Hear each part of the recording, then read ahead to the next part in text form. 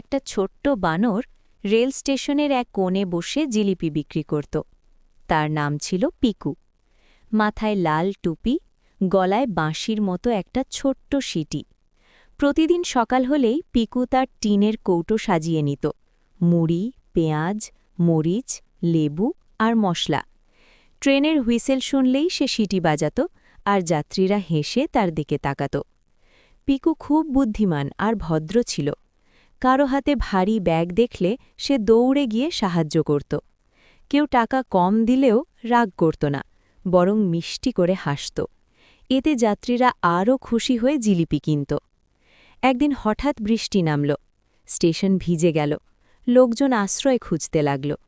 বিক্রি কমে যাওয়ায় পিকু একটু চিন্তায় পড়ে গেল। তখন সে নিজের ছাতা খুলে এক বৃদ্ধাকে নিজের পাশে বসতে দিল।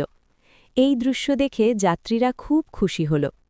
সবাই পিকুর কাছ থেকে জিলিপি কিনতে শুরু করল। সন্ধ্যায় পিকু দেখল তার কৌটোর টাকায় ভরে গেছে। পিকুর মনও আনন্দে ভরে উঠল। সে বুঝল, ভালো ব্যবহার আর পরিশ্রম থাকলেই সফলতা আসে।